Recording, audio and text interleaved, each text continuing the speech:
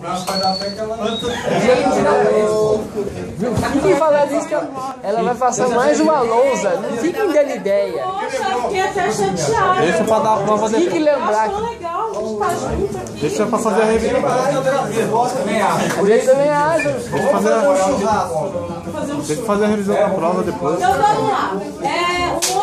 Um outro tipo de carregamento que é cabível de estudo é a placa circular uniformemente carregada. Pensando em termos práticos, o que é essa placa circular uniformemente carregada?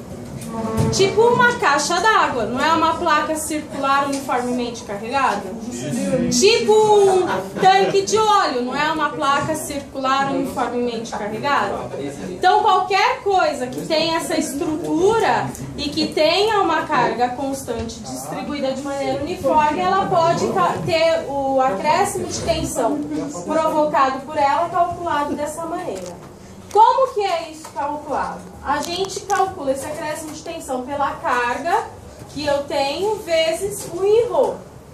Quem que é esse I-ρ? Que raio é isso? I-ρ. Esse I-ρ, ele é um coeficiente de propagação de tensão, que é um coeficiente que foi estudado em função dessa geometria dessa placa circular, aqui nesse caso para a placa circular. Depois a gente vai ver que o I-ρ também aparece para a placa retangular. Então alguém que provavelmente não tinha família, não tinha fim de semana, não gostava muito dessas coisas assim, o cara ficou lá estudando e aí desenvolveu esse I-ρ, que é em função dessa placa. Para nós, o I-ρ ele é simples de calcular, porque alguém já fez isso para nós e livrou o nosso fim de semana. Que aí ele é 1 menos 1 sobre 1 mais o raio dessa placa sobre Z ao quadrado. Pensando nisso daqui, nesse raio sobre Z, que é a profundidade do ponto que eu estou estudando, fica meio fácil da gente concluir que esse I-ρ ele é válido quando eu estou considerando o cálculo do ponto exatamente no centro da aplicação da minha carga. Porque se esse ponto estiver deslocado e não for coincidente com o raio desse círculo, o I-ρ é outro e o jeito de calcular é outro e é tudo mais complicado e é tudo diferente. Então, mas na verdade a gente pode sempre tender a calcular com um ponto no centro do I-ρ, porque a gente vai ver, quando eu resolver isso daqui, me lembram de desenhar a propagação disso aqui no solo. A gente vai ver que ele sempre vai acontecer de maneira muito análoga quando a gente está falando de placas circulares. Então, mesmo que eu queira estudar a influência de um ponto que não esteja alocado no centro dessa placa, eu calculo no centro da placa e depois eu faço o diagrama que fica fácil de identificar o deslocamento desse ponto aqui. A gente vai ver já aqui quando a gente desenhar isso aqui, tá? E daí eu calculei esse cara aqui, esse I-ρ, jogo na fórmula e está tudo resolvido. Em termos práticos, como que funciona isso? Vamos ver. Vamos pensar que eu tenho uma caixa d'água que está apoiada num solo. Ela tem um comprimento de 6 metros e ela está cheia d'água até 5 metros, certo? E eu quero ver qual que é o acréscimo de tensão num ponto que está a 3 metros de profundidade do subsolo, tá? Como que eu vou calcular isso? Primeira coisa que eu preciso, identificar qual que é a carga que esse cara aqui está exercendo no solo, não é isso? Como que eu vou calcular essa carga? Pô, não foi dado nada? Foi dado tudo.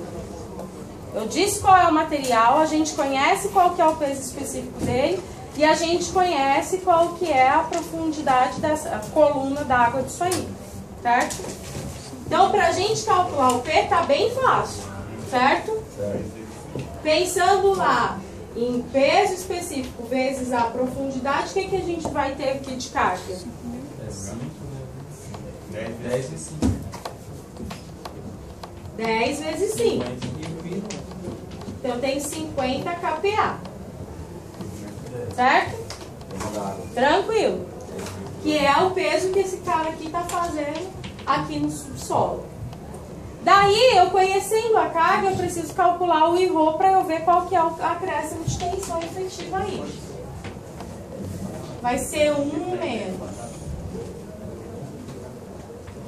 1 mais. O raio, eu sei que ele tem diâmetro de 5, raio 2,5. Dividido por Z. Z menos 3, né? 3. Certo? Por quê? É do ponto até. A partir de onde está sendo aplicada a minha tensão até o ponto que eu estou estudando.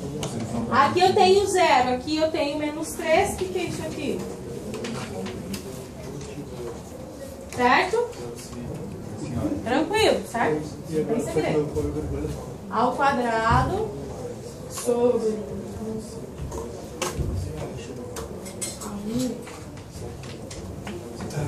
quanto dá esse rho? Toda vez que a gente calcula, dá um número diferente? 0,55.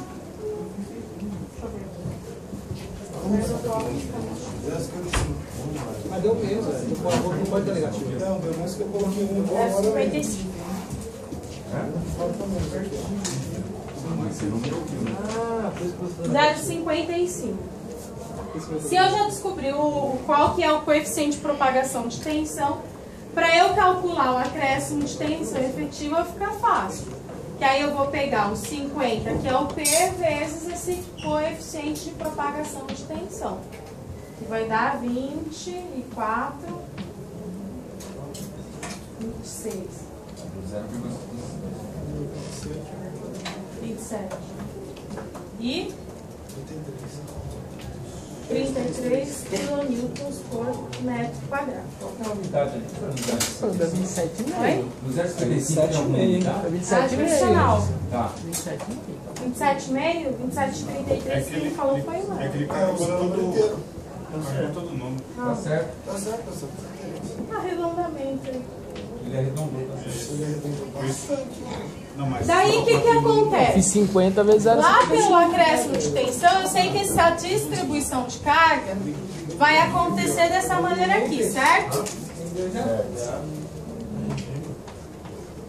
gente sempre prova só pra ficar usado.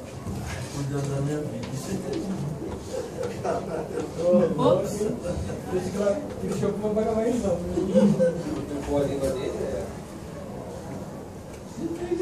27.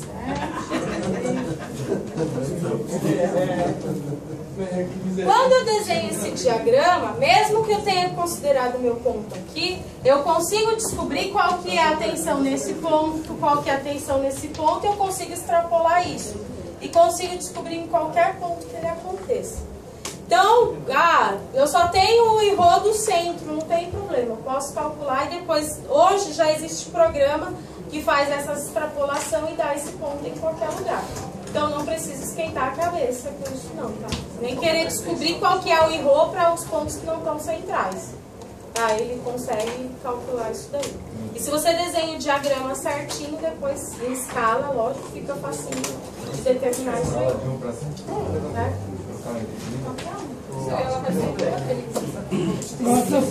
Quanto, senhor? Certo? Tranquilo? Não, qual a dúvida? não, tá certo. Na hora da prova. Professor, não peguei o final. Então o 27 ele distribui. Ele vai distribuir. Não, porque você lembra do grupo de tensão do pontual? Ele tende a criar esse redondinho. Aqui é como se você tivesse um pontual, mas só que em vez de ser uma ponta fininha, é uma ponta grossona. Então, ao invés dele sair daquele... Você lembra que o pontual saía bem cortadinho aqui no começo? Ele sai um pouco mais largo, mas ele continua fazendo a questão do tubo. Tá? Esse 27 é o ponto final que chega no ponto A. É o que chega no ponto A. Valeu. Bonito. Você vai chamar, professor? Vai chamar, né? Não fez a prova, né? Ia chamar, deu chamada. Já fez? Vai chamar cada um.